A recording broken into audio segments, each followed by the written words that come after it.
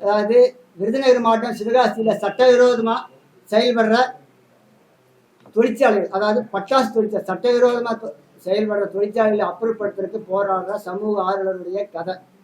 இது நிறையா சம்பவம் நடந்துகிட்டே இருக்கு. நேற்றுக்கு கூட சிவகாசியில் சட்டவிரோதமான தொழிற்சாலையில் வெடி விபத்து ஏற்பட்டு 3 பேர் செத்துருக்காங்க.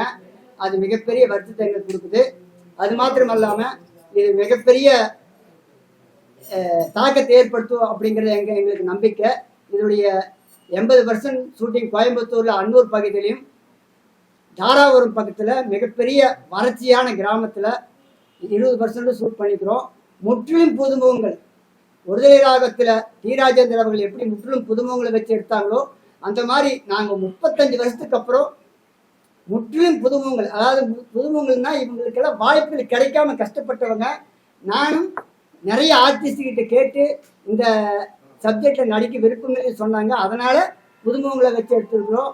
அதனால் இந்த படத்துடைய மியூசிக் டைரக்டர் கௌதம் சந்திரன் அவர் இன்னும் வரல, வந்துட்டு இருக்க சொல்கிறாரு. அது போக கேமராமேன் வந்து ஜெயபால் மாணிக்கம் சொல்லிட்டு அவரும் வரல. ஆனாலும் படத்துடைய சாங் ரிலீஸ்க்கு அத்தனை வேலையை நாங்கள் செஞ்சுட்டோம். உங்களுடைய ஒத்துழைப்பு எங்களுக்கு கேட்குறோம். இது போக அரசாங்கத்துக்கு பல்வேறு கோரிக்கைகளை வைக்கிறதுக்காக நாங்கள் இந்த ப்ரெஸ் மீட்டை பயன்படுத்திக்கிறோம். எங்களுடைய திரைப்பட சம்மந்தப்பட்டமான, திரைப்பட தொழிலாளர்கள் சம்மந்தப்பட்டமான, திரைப்பட தயாரிப்பாளர்களுக்கு உண்டான கோரிக்கைகளையும் இந்த இடத்துல நாங்கள் அரசுக்கு வைக்க போகிறோம். அதை விரிவாக மேடம் பிரியா நாயர் அவங்க பேசுவாங்க.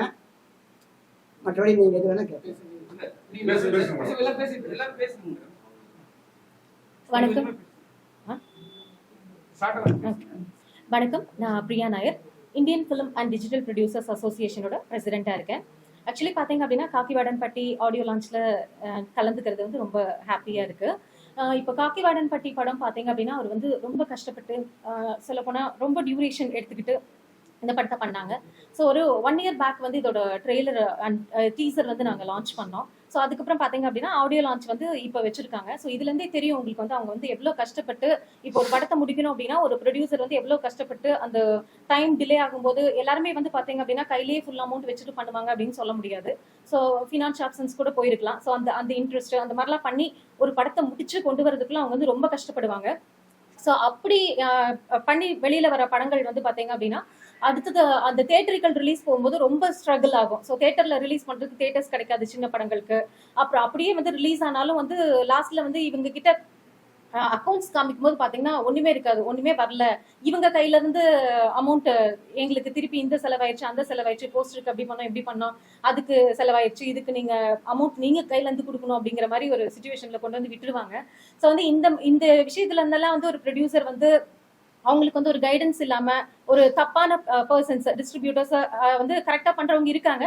ஸோ தப்பான ஆட்கள் கிட்ட மாற்ற ப்ரொடியூசர்ஸ் நிறைய பேர் இருக்காங்க. ஸோ அதெல்லாமே வந்து மாற்றணும். அந்த மாதிரி பிரச்சனைகள்ல இருந்தெல்லாம் வந்து அவங்கள வந்து சேஃப்கார்ட் பண்ணும் அப்படிங்கறக்காக வந்து ஸ்டார்ட் பண்ணப்பட்டது தான் வந்து Indian film and digital producers association. So வந்து பாத்தீங்க அப்படின்னா அந்த ரிலீஸ்ல மெயினா வந்து ஒரு ப்ரொடியூசர் ப்ரொடியூஸ் பண்றாங்க அப்படின்னு பாத்தீங்கன்னா அதுக்கப்புறம் அவங்க வந்து அந்த ஒரு படத்தோட போற ப்ரொடியூசர்ஸ் நிறைய பேர் இருப்பாங்க. அதுக்கு காரணம் வந்து அவங்க பண்ண இன்வெஸ்ட்மெண்ட் வந்து அவங்களால வந்து அது எடுக்க முடியாம போயிடும், ரிலீஸ்க்கு அப்புறம் எடுக்க முடியாம போயிடும். ஸோ அந்த ரிலீசிங் சப்போர்ட்டும் நம்ம பண்ணணும் அப்படிங்கறக்காக தான் வந்து நம்ம அசோசியேஷன்ல முயற்சிகள் எடுத்துட்டு இருக்கோம். அதுக்காகவே வந்து பாத்தீங்க அப்படின்னா லாஸ்ட் நவம்பர் 28 வந்து அட்டகாசம், நம்ம அஜித் சார் நடிச்ச அட்டகாசம் படத்தை வந்து நான் எடுத்து ரீரிலீஸ் பண்ணியிருந்தேன் இஃப்வா மேக்ஸ் ப்ரொடக்ஷன் சார்பா. ஸோ அதுலேயே பார்த்தீங்கன்னா அந்த ரிலீஸ்லேயே எனக்கே வந்து நிறைய வந்து ஸ்ட்ரகிள்ஸ் நான் ஃபேஸ் பண்ணேன். சொல்ல போனால் நேற்று வரைக்குமே வந்து கலெக்ஷன்ஸ் வந்து டிஸ்ட்ரிபியூட்டர்ஸ் கிட்ட வந்து கலெக்ட் பண்ணுறதுக்கு அவ்வளோ டைம் ஆயிடுச்சு. நேற்று கூட ஒரு டிஸ்ட்ரிபியூட்டர் கிட்ட வந்து ஒரு பேமெண்ட் வந்தது.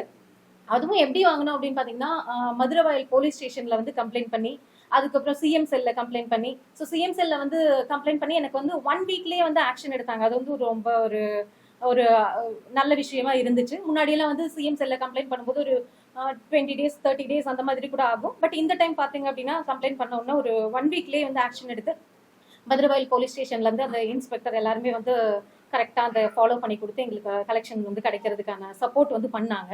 ஸோ இப்போ இந்த இது எதுக்காக வந்து அந்த அட்டகாசம் படம் ரீரிலீஸ் பண்ணோம் அப்படின்னு பாத்தீங்க அப்படின்னா இப்போ அந்த நாங்கள் ரிலீஸ் பண்ணும்போது அந்த டிஸ்ட்ரிபியூட்டர்ஸோட கனெக்ஷன்ஸ் ப்ளஸ் வந்து தியேட்டர்ஸோட கனெக்ஷன்ஸ் வந்து எங்களுக்கு கிடைக்கும். ஸோ அது மூலமா எங்களோட அசோசியேஷன்ல இருக்க மெம்பர்ஸ்க்கு நாங்கள் சப்போர்ட் பண்ண முடியும். ஸோ இப்போ எங்கள் அசோசியேஷனில் ஒரு அரௌண்ட் 300 மெம்பர்ஸ் இருக்காங்க. ஸோ அவங்களோட படங்கள்லாம் வந்து ரிலீஸ் பண்ணுறதுக்கு ஒரு டீமாக ஃபார்ம் பண்ணிட்டு, ஸோ இந்த படம் மூலமாக கிடைச்ச அந்த கனெக்ஷன்ஸ் வச்சு நம்ம வந்து எல்லா ப்ரொடியூசர்ஸ்க்கு சப்போர்ட் பண்ணலாம் அப்படிங்கிற மாதிரி தான் நம்ம வந்து அந்த விஷயங்கள் பண்ணோம். ஸோ அது மட்டும் இல்லாமல் நிறைய பிரச்சனைகள் வந்து அந்த தியேட்டர் கிடைக்கிறதுக்கு சப்போர்ட் பண்றது, இந்த மாதிரி விஷயங்கள் பண்றது, பிளஸ் வந்து சின்ன ப்ரொடியூசர்ஸ்க்கு வந்து சப்சிடிஸ் முன்னாடி கொடுத்துட்டு இருந்தாங்க, அது எல்லாமே டோட்டலா ஸ்டாப் ஆயிருக்கு. ஸோ அது எல்லாமே வந்து இப்ப இருக்க கவர்மெண்ட் கண்டிப்பா அது ஒரு ஆக்ஷன் எடுத்து அதெல்லாம் பண்ணுவாங்க அப்படிங்கிற ஒரு நம்பிக்கை இருக்கு. அது ஒரு கோரிக்கையாவும் நாங்க இங்க வைக்கிறோம். அது மட்டும் இல்ல, இப்போ வந்து பாத்தீங்க அப்படின்னா மறுபடியும் திரும்ப நாங்க வந்து இந்த கமிங் ஃப்ரைடே அஜித்திசம் டே 34th இயர் அஜித்திசம் டே வருது. அதுக்கு திரும்பவும் வந்து அட்டகாசம் படத்தை வந்து நாங்க ரீரிலீஸ் பண்ணலான்னு இருக்கோம். ஸோ அதுக்கும் வந்து எல்லாரோட ஆதரவும் எங்களுக்கு தேவைப்படுது. அது மட்டும் இல்லாமல் ப்ரொடியூசர்ஸோட நலனுக்காக இந்த கவர்மெண்ட் வந்து நிறைய விஷயங்கள் பண்ணணும் அப்படின்னு சொல்லி நாங்கள் எதிர்பார்க்குறோம். அது வந்து ஒரு கோரிக்கையாக நாங்கள் வச்சுட்டு ரெடி பண்ணி வச்சிருக்கோம். அப்பாயின்மெண்ட் சிஎம் சார் கிட்ட அப்பாயின்மெண்ட் கேட்கறதுக்காக ஒரு மெயிலும் பண்ணியிருக்கோம். எங்களோட கோரிக்கைகள் எல்லாம் அதில் வந்து ஒரு ஷார்ட்டாக வந்து பண்ணிட்டு அதை வந்து கோரிக்கையும் வச்சிருக்கோம். ஸோ எப்போ அப்பாயின்மெண்ட் கிடைக்கும்னு தெரில, அது கிடைக்கும் போது டைரெக்டாக போய் பார்த்துட்டு எங்களுடைய பிரச்சனைகள் எல்லாமே சொல்லிட்டு அதுக்கு ஒரு சொல்யூஷன் கிடைக்கிற மாதிரி ஒரு நடவடிக்கை எடுக்கிறதுக்கான கோரிக்கையை வைப்போம் அப்படிங்கிறதையும் நான் இங்கே தெரிவிச்சுக்கிறேன். நன்றி, வணக்கம். என் பேர் பிரியா. இந்த படத்தில் பரிமின்ற ரோல் பண்ணியிருக்கேன், ஹீரோயினா.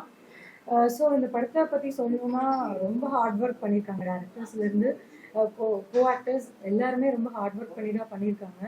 ஸோ நான் ஆல்ரெடி சொன்ன மாதிரி எல்லா சீன்ஸுமே வந்து மோஸ்ட் ஆஃப் வெயிலே எடுக்கிற மாதிரி இருக்கும்.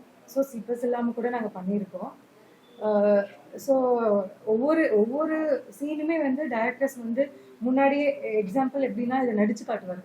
ஸோ இந்த மாதிரி பண்ணுங்க. ஸோ அவங்க ஐடியாஸ் எல்லாமே அவ்வளோ சூப்பராக இருந்துச்சு. நடிக்கிறதுக்குமே சரி, ரியல் ஸ்டோரிங்கும் போது எங்களுக்கு நிறைய விஷயம் நான் கற்றுக்கிட்டேன். ஸோ இந்த பட்டாசு இதில் வந்து இவ்வளோ இஷ்யூஸ் வருமா அப்படிங்கிறது அந்த நடிக்கும்போது நிறைய விஷயம் நான் வந்து லேர்ன் பண்ணேன். இந்த படத்தை கண்டிப்பாக நீங்கள் தேட்டரில் பார்க்கணும். இது நல்லபடியாக ரிலீஸ் ஆகும் நம்புகிறேன். ஸோ நீங்கள் எல்லாருமே தேட்டரில் பார்த்து சப்போர்ட் பண்ணணும். தேங்க்யூ.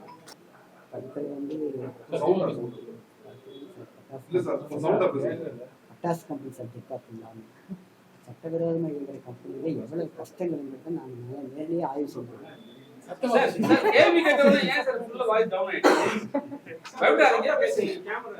சட்டவிரோதமாக செயல்படுற பட்டாசு கம்பெனியில நேர்லையாக நானும் நிறைய கம்பெனிகளுக்கெல்லாம் போய் பார்த்துருக்குறேன். அங்கே செயல்படுறது வந்து 10 பேர் வேலை செய்யறதுக்கு அனுமதி கொடுத்தால் 30 பேர் செஞ்சுட்டு இருக்கிறதாக எனக்கு தகவல் கிடைத்து நானும் போய் பார்த்தேன். அதுதான் மிகப்பெரிய தவறு. அதை அதிகாரிகள் தான் கண்டிக்கணுமாமா.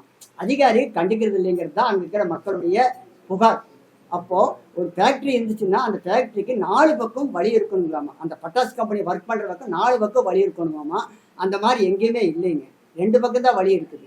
ஆனால் ஓடுறதுக்கோ தப்பிச்சு போகிறக்கோ வழி இல்லாமல் வேலை செய்கிறது, குடோன் மாதிரி அடைச்சி வச்சு தான் வேலை செய்கிறாங்க. அதே மிகப்பெரிய தவறு. அதைத்தான் இந்த படத்தில் நான் முழுக்க காட்டு ஃபுல்லாக க்ளோஸ் பண்ணி தான் ஒர்க் பண்ணுவாங்க. 10-30 பேர் வேலை செய்வாங்க. தீபாவளி நெருங்கிச்சுன்னா அங்கே அதிகமாக மக்களை உட்கார வச்சு வேலை செய்கிறாங்க. அந்த இடத்துல தான் வெடி விபத்து அதிகமாக ஆகுதுன்னு சொல்கிறாங்க. இது என்னைய மிகப்பெரிய பாதிப்பு கொண்டு வந்துச்சு. அதுக்காகத்தான் இந்த சப்ஜெக்டே நான் எடுத்து இந்த ஸ்கிரிப்டை பண்ணேன். இது உண்மையிலே நடந்த சம்பவம். ஒரு பாப்பாவை கொண்டு வந்து பக்கத்து வீட்டு அம்மா வந்து அந்த குழந்தைய வந்து பட்டாசு கம்பெனி விட்டு போட்டு வெளியே போயிடுறாங்க.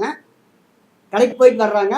வர்றதுக்குள்ள பட்டாசு கம்பெனி உண்மையிலே வெடிச்சு பெரிய விபத்தாகுது. 26 பேர் இறக்குறாங்க. காக்கிவாடம்பட்டிங்கிற கிராமத்திலேயே, உண்மையான காக்கிவாடம்பட்டி கிராமத்தில் 26 பேர் சாகுறாங்க. அதில் அந்த குழந்தையும் சாகுது, அந்த முதலாளியும் சாகுறாங்க. இது மிகப்பெரிய கஷ்டமான சம்பவம். அதுதான் இந்த ஸ்கிரிப்ட். இதை அப்புறப்படுத்த போராடும் இளைஞர்களுக்காக தான். அப்புறப்படுத்த முடியுமா அப்படிங்கிறத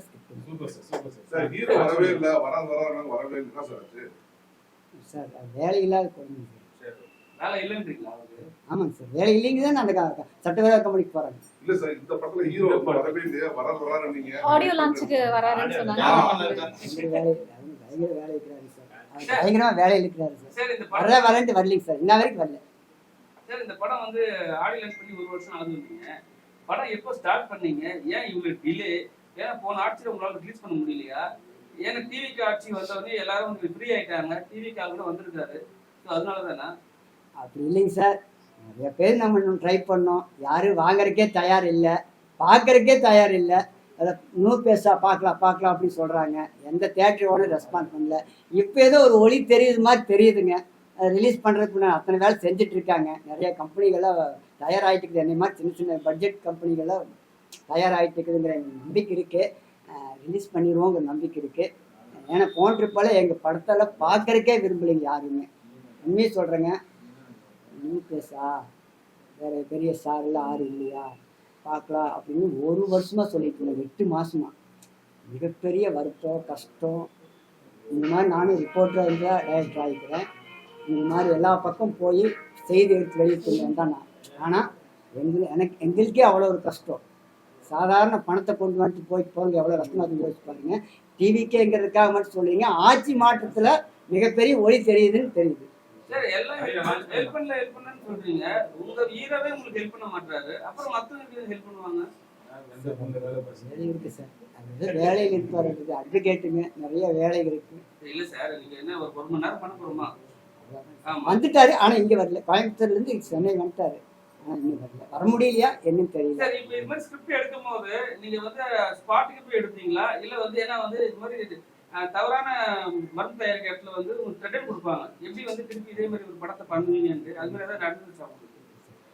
கேள்விப்பட்டு அங்கே போய் பார்த்துட்டு வந்து வேற கதை ஷூட். அதாங்க, இல்லைங்க, நீங்க ஷூட் பண்ண கதை தெரிஞ்சாவே கேட்பாங்க, ஏன் நீங்க பண்றீங்கன்னு கேட்பாங்க. இப்போ வந்து சிஎம் கூட வந்து 2-3 இடத்துல வந்து வச்சு உடனே ஒரு 10 லட்ச ரூபாய் மானியம்லாம் கொடுத்தாரு, இதெல்லாம் கொடுத்தாரு. ஸோ அது மாதிரி எதாவது பிளான் பண்றீங்களா? அவங்களுக்கு இல்லை இல்லைங்க சார்.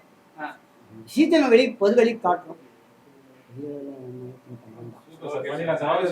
மேடம், நீங்க சொன்னீங்க சிறு படங்களுக்கு வந்து தேட்டர்லாம் போட்டு ரெக்வயர் பண்ணி எப்படி பண்ணீங்க சொல்லுங்க. புரியல, கேளுங்க. நீங்க சின்ன படம் சப்போர்ட் பண்ணி தேட்டர் படம் பணம் வரல ரெக்வயர் பண்ணி சொன்னீங்களா, எப்படி பண்ணீங்க டீடைல் சொல்லுங்க. இல்ல, ரெக்கவரி பண்ணுவோம் அப்படி சொல்ல. ஆக்சுவலி நான் வந்து அட்டகாசம் படம் ரிலீஸ் பண்ணும்போது எனக்கு ஏற்பட்ட எக்ஸ்பீரியன்ஸை நான் சொன்னேன். என்னன்னு பார்த்தீங்கன்னா, ஒரு அரௌண்ட் 100+ தேட்டர்ஸ் நாங்கள் வந்து ரிலீஸ் பண்ணியிருந்தோம். ஸோ அப்போ ரிலீஸ் பண்ணதுக்கப்புறம் பார்த்தீங்க அப்படின்னா எங்களுக்கு அந்த கலெக்ஷன் ரிப்போர்ட்ஸ் வந்து டெய்லி கொடுப்பாங்க, டிசிஆர் கொடுப்பாங்க. ஸோ அந்த மாதிரி டிசிஆர்ஸ் வந்து வந்துச்சு. இன்னைக்கும் சொல்ல போனீங்க பார்த்தீங்க அப்படின்னா மீஞ்சூர் கேகே சினிமாஸ்ல இருந்தெல்லாம் எங்களுக்கு இன்னும் இது ரிப்போர்ட்டே வரவே இல்லை. ஸோ அந்த மாதிரி சில தேட்டர்ஸ் கூட இருக்கு. அது மட்டும் இல்லாமல் இந்த டிஸ்ட்ரிபியூட்டர்ஸ் என்ன பண்ணுவாங்க அப்படின்னு பார்த்தீங்கன்னா, சிலர் தான் நான் சொல்றேன், எல்லாருமே சொல்ல, ஏன்னா நல்லா பண்ணவங்களும் இருக்காங்க. ஸோ சிலர் என்ன பண்ணுவாங்க அப்படின்னு சொன்னீங்கன்னா, அந்த நார்மலாக இப்போ ஒரு படம் பார்க்க போறாங்க அப்படின்னா அமௌண்ட் கொடுத்து தான் வந்து டிக்கெட் வாங்குவாங்க. யாரும் வந்து கிரெடிட் வச்சுட்டு இன்னைக்கு நான் படம் பார்த்துக்கிறேன், நாளைக்கு வந்து நான் உங்களுக்கு காசு கொடுக்குறேன் அப்படின்னு சொல்ல மாட்டாங்க. அமௌண்ட் கொடுத்து தான் வந்து டிக்கெட் வாங்கி பார்க்குறாங்க. ஸோ அப்படிங்கும்போது அந்த கலெக்ஷன்ஸ் வரும்போது தேட்டர்ஸ் என்ன பண்ணுவாங்கன்னா, ஒரு 2 வீக்ஸ்க்குள்ள அந்த பேமெண்ட்டை வந்து டிஸ்ட்ரிபியூட்டர்ஸ் கிட்ட கொடுத்துருவாங்க. சப்போஸ் வந்து இப்போ நம்ம ரைட்ஸ் ஹோல்டர்ஸ் நாமளே வந்து டேரக்டா தேட்டர்ஸ் கிட்ட அக்ரிமெண்ட் போட்டிருந்தோம் அப்படின்னா டேரக்டா நம்மளுக்கே வந்துடும். ஸோ இந்த நடுவில் இருக்க பர்சன்ஸ் என்ன பண்ணுவாங்கன்னா, அந்த 2 வீக்ஸ்ல அந்த கலெக்ஷன் அவங்க வாங்கிட்டு அதுக்கப்புறம் வந்து அதை அவங்க ரொட்டேஷன் பண்ணிட்டு இருப்பாங்க. பண்ணிட்டு அந்த யாருக்கு போய் சேரணுமோ, இப்போ ஃபார் எக்ஸாம்பிள் இப்போ வந்து அட்டகாசம் மூவியோட பேமெண்ட் வந்து எனக்கு வரணும் இல்லையா, ஸோ எனக்கு வந்து கொடுக்காம அவங்களே அதை ரொட்டேட் பண்ணிட்டு அதை வந்து இன்னைக்கு பார்த்தீங்கன்னா November 28 நான் 2025 ரிலீஸ் பண்ணேன் ஃபர்ஸ்ட் ரிலீஸ். ஸோ இப்போ வந்து பார்த்தீங்கன்னா மோர் தென் 7 months. ஸோ இன்னைக்கு வரைக்குமே வந்து சில தேட்டர்ஸ் வந்து இன்னும் ரிப்போர்ட்டே கொடுக்கல. அப்படிங்கும்போது இதெல்லாம் வந்து ஒரு பெரிய ஒரு ஆச்சரியமான விஷயமா இருக்கு. ஸோ இது அந்த படம் நான் எடுத்து ரிலீஸ் பண்ணதே பார்த்தீங்க அப்படின்னா ப்ரொடியூசர்ஸ்க்கு வந்து ஒரு சப்போர்ட் பண்ணும். ரிலீஸ் பண்ணும்போது அவங்க தப்பான ஆளுங்க கிட்ட போய் மாட்டிட்டு அவங்களால ரிலீஸ் பண்ண முடியாம கஷ்டப்படுறாங்க, அதுக்கு வந்து ஒரு சப்போர்ட் பண்ணணும் அப்படின்னு சொல்லிட்டு தான் அந்த படத்தை எடுத்து நம்மளே வந்து மற்றவங்களோட படத்தை எடுத்து நம்ம ரிலீஸ் பண்ணி ட்ரையல் பார்க்கறதுக்கு நாமளே வந்து ஒரு படத்தை எடுத்து நம்ம ரிலீஸ் பண்ணி பார்த்துடலாம் அப்படின்னு சொல்லி தான் அந்த படத்தோட ரைட்ஸ் வாங்கி நம்ம ரிலீஸ் பண்ணோம். ஸோ அந்த ரிலீஸ் பண்ணும்போது பார்த்தீங்கன்னா எனக்கு இப்போ கிடைச்ச கான்டெக்ட்ல இப்போ எனக்கு தெரிஞ்சிச்சு யார் கரெக்டாக இருப்பாங்க, யார்கிட்ட கொடுக்கக்கூடாது, யார் வந்து ஏமாத்துவாங்க, அது எல்லாமே இப்போ நம்மளுக்கு தெரிஞ்சிச்சு. ஸோ இதை வந்து நம்ம மெம்பர்ஸ்க்கு வந்து சொல்லி நீங்கள் அவங்க கிட்ட கொடுக்காதீங்க, நீங்கள் கரெக்டான பர்சன்ஸுக்கு கொடுங்க, அந்த மாதிரி சொல்லி நம்மளால கைட் பண்ண முடியும். ப்ளஸ் வந்து இப்போ கொஞ்சம் தேட்டர்ஸோட கான்டாக்ட்ஸும் கிடைச்சிருக்கு. ஸோ அதை வச்சு நம்ம வந்து நம்மளோட மெம்பர்ஸுக்கு தேட்டர்ஸ் வந்து எடுத்து கொடுக்க முடியும், அவங்களோட படங்களுக்கு தேட்டர்ஸ் எடுத்து கொடுக்க முடியும். ஸோ இதெல்லாம் தான் நாங்கள் வந்து சப்போர்ட் பண்ணுறதுக்காக தான் இந்த அசோசியேஷனே இருக்கு. So most of the associations பார்த்தீங்க அப்படின்னா வந்து இந்த மாதிரி சப்போர்ட்ஸ் யாரும் பண்றது இல்லை. ஸோ முன்னாடியெல்லாம் பார்த்தீங்கன்னா ஒரு டைட்டில் ரெஜிஸ்ட்ரேஷன் பண்ணுறதுக்கும் அந்த டைட்டிலே வந்து ஒரு வியாபாரமாக பண்ணிட்டு இருந்தாங்க. எப்படி அப்படின்னா இப்போ ஒருத்தர் டைட்டில் வச்சிருக்காங்க அப்படின்னா இன்னொருத்தர் போய் அந்த டைட்டில் கேட்குறாங்க அப்படின்னா இந்த டைட்டில் வந்து முன்னாடியே வேற ஒருத்தங்க கிட்ட இருக்கு அப்படின்னு சொல்லிட்டு அதுக்கு ஒரு அமௌண்ட் வாங்குறது, இந்த மாதிரிலாம் பண்ணிட்டு இருந்தாங்க. ஸோ பட் இப்போ வந்து நிறைய அசோசியேஷன்ஸ் வந்துருச்சு, அதனால அந்த மாதிரி பிரச்சனைகளும் இப்போ இல்லை. ஸோ இப்போ மெயினாக சப்போர்ட் பார்த்தீங்க அப்படின்னா இன்வெஸ்ட் பண்ணுற இன்வெஸ்டர்ஸ்க்கு வந்து அந்த அமௌண்ட் வந்து ரிட்டர்ன்ஸ் எடுக்கிறது தான், அது ஒரு பெரிய பிரச்சனையா இருக்கு. ஸோ அதுக்கான சப்போர்ட் வந்து நம்ம அசோசியேஷன் நம்ம மெம்பர்ஸ்க்கு பண்றதுக்காக நம்ம நிறைய ஒர்க் பண்ணிட்டு இருக்கோம். ஸோ இவர் நம்ம காக்கிவாடன் பட்டியோட ரிலீஸும் கண்டிப்பா நாங்க வந்து சப்போர்ட் பண்ணுவோம். மேடம், தொடர்ச்சியா அதுக்கு படமே ரிலீஸ் பண்ண காரணம் என்ன? ஏன்னா அட்டகாசம் பண்றேன்னு சொல்றீங்க, அடுத்த வாட்டி அட்டகாசம் பண்ண போறீங்க. அட்டகாசம் இருங்க, விஜய் கண்ணுக்கு தெரியலையா, சிஎம் ஆயிட்டனால விட்டீங்களா உங்களால? இல்ல, ஆக்சுவலி வந்து எனக்கு அஜித் சார் ரொம்ப பிடிக்கும், அதனால அட்டகாசம் எடுத்துட்டு நான் ரிலீஸ் பண்ணியிருந்தேன். ஸோ அதுக்கப்புறம் வாலி பண்ணோம். ஸோ அதுக்கப்புறம் வந்து திரும்ப அட்டகாசம் இப்போ 34th year of அஜித்திசம் டே வரதுனால இப்போ மறுபடியும் வந்து 31st நம்ம ஜூலை 31st வந்து அட்டகாசம் திரும்ப ரிலீஸ் பண்ணுறோம். அடுத்தது பாத்தீங்கன்னா அஜித் சார் மட்டுமே நான் எடுக்கல அப்படிங்கிறதுக்கு சொல்றேன். நெக்ஸ்ட் வந்து குத்து பண்றோம் நம்ம சிம்பு சாரோடது. ஸோ அதனால அவரு மட்டுமே அப்படின்னு கிடையாது, பட் வந்து அவரு ரொம்ப பிடிக்கும். அது பிடிக்கும், அவர் ஃபேன் தான். ஆமா சார் இன்னொரு விஷயம் சார், திரைப்பட தயாரிப்பாளர் சங்கம் 2 சங்கம் இருக்குங்க சார். எங்களுக்கு 3வது சங்கங்க சார். சத்தமா பேசுங்க சார். திரைப்பட தயாரிப்பாளர் சங்கம் 3 இருக்கு சார். எங்களுக்கு 3வது சங்கங்க சார். தமிழ் முருகன் சார்ந்த ஒரு சங்கம், பாரதிராஜா குரூப் ஒரு சங்கம் வச்சிருந்தாங்க. இந்த 2 சங்கங்கள் தான் சார் தமிழ்நாட்டையே ஆட்டி படுக்குது. சின்ன தயாரிப்பாளர்களுக்கு எந்த ஹெல்ப்புமே அவங்கனால இல்லைங்க சார். அவங்க பெரிய ஆளுகள் மட்டும்தான் சார் பார்க்குறாங்க. எங்களை மாதிரி எளிமையான ஏழையான சின்ன பட்ஜெட் தயாரிப்பாளர்களை எங்களுடைய கோரிக்கைகளை அவங்க கேட்கறதே இல்லைங்க சார். ஒரு பிரஸ் மீட்ல அமைச்சர்கிட்ட வந்து அவங்கதான் வந்து கோரிக்கையை வச்சாங்க, சின்ன படங்கள் தான் மெயினா வரணும், அவங்களுக்கு மானியம் தரணும்னு சொல்லியிருக்காங்க. இது மாதிரி தவறான அலிகேஷன் இருக்கக்கூடாது. சரி, இது நீங்க சொல்ல கேட்போங்க. 2வது அது அவங்க சொன்னாங்க, இதையும் நான் பதிவு பண்றேன், இந்த இடத்துல நான் பதிவு பண்றேன். அதாவது இது வந்து அரசாங்கத்துக்கு தெரியுங்கிறதுக்காக தான் நான் சொல்றேன். எங்களுடைய கோரிக்கையான தொழிலாளர்களுக்கும் சிறு குறு தயாரிப்பாளர்களுக்கும் பையனூர்ல 90 ஏக்கர்ல ஒரு அடுக்குமாடி குடியிருப்பு கட்டுறதுக்கு 15 வருஷத்துக்கு முன்னாடி திட்டம் போட்டாங்க. அதனுடைய பயனாளிகள் அவங்க தான் செலக்ட் பண்ணி கொடுக்குறாங்க. கவர்மெண்ட்டுக்கு பண்ணி கொடுக்குறது அவங்க தான். எங்களை மாதிரி சின்ன தயாரிப்பாளர் அங்கே மெம்பரே ஆக முடியாது. அப்போது எங்களுடைய கோரிக்கை யாருக்கிட்ட சார் சொல்கிறது? கவர்மெண்ட்டுக்கிட்ட சொல்ல முடியும். கவர்மெண்ட்டுக்கிட்ட நாங்கள் 30 நாள் ஆச்சு, 30 நாளுக்கு மேலே இருக்கு நாங்கள் மெயில் பண்ணி எங்களுடைய கோரிக்கையை தமிழ்நாடு முதலமைச்சர் ஆர்கே செல்வமணி சொன்னது, எங்களுக்கு கொடுத்த நிலத்துல எங்களால வீடு கூட கட்ட முடியல இன்னும் கூட அப்படின்னு சொல்லியிருக்காரு. அவரே வந்து உதவிதான் கேட்டிருக்காரு. நீங்களும் உதவியா கேளுங்க. அதுதான் சார் நான் இப்போ கோரிக்கையா வைக்கிறேன். உதவியாங்கிறதோட கோரிக்கை எங்களை மாதிரி சிறு தயாரிப்பாளருக்கு அரசாங்கம் எங்களையும் கூப்பிட்டு உட்கார வச்சு பேசி இந்த பையனூர்ல பில்டிங் கட்டுறதுக்கு உண்டான வேலை செய்யும் போது எளிய தயாரிப்பாளருக்கு உதவணுங்கிறது ஒரு கோரிக்கை. 2வது கோரிக்கை, சிறு குறு தயாரிப்பாளர்கள் மிகப்பெரிய தயாரிப்பாளர்கள் 2 பேர் இருக்கு சார். அதாவது கார்பரேட் கம்பெனிகளும் 50 பேர்த்து வச்சு வேலை செய்கிற கம்பெனிக்கு 2 வித்தியாசம் இருக்குங்க சார்.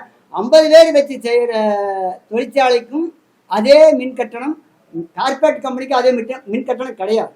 40% குறைச்சி தான் கொடுக்குறாங்க. ஆனால் இங்கே சென்ட்ரல் கவர்மெண்ட்டில் எங்களுக்கு ஒரே சென்சார் சர்டிஃபிகேட் தான் 1.5 லட்சம் ரூபா கேட்குறாங்க. முன்னில் 25,000 50,000 இருந்துச்சு சார், இப்போ 1.5 லட்சம் கேட்குறாங்க. ரஜினிகாந்த் சார் படத்துக்கும் அதே காசு, எங்களை மாதிரி யூபிஎஸ் படத்துக்கும் அதே காசு வாங்குறது கோரிக்கை.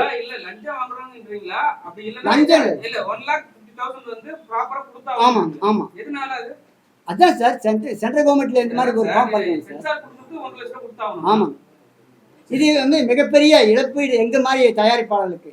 இதுவும் அரசாங்கத்துக்கு நாங்கள் ஒரு கோரிக்கையை வைக்கிறோம். மத்திய அரசுக்கு இதாவது சென்சார் போர்டில் இது வந்து மிகப்பெரிய இழப்பு எங்கள் மாதிரி சின்ன தயாரிப்பாளருக்கு. இந்த இடத்துல மத்திய அரசுக்கு நாங்கள் ஒரு கோரிக்கை வைக்கிறோம்.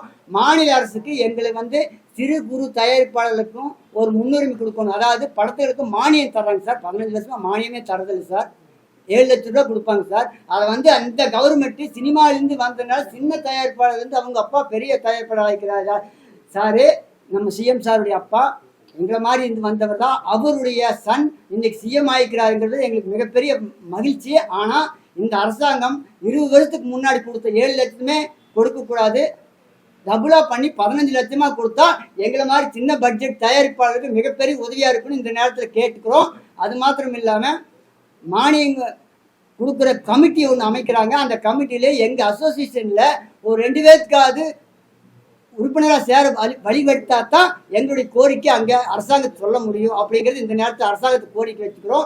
சிஎம் சார் சந்தித்து நாங்கள் ஒரு கோரிக்கை மனு வைக்கிறதுக்கு இந்த காணொலி வாயிலாக ஊடகவியாளர் சந்திப்பை நாங்கள் மிகப்பெரிய வரமாக பயன்படுத்திக்க விரும்புகிறோம்.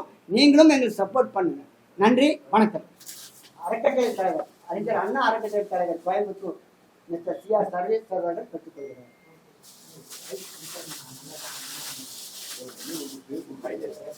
வெளியே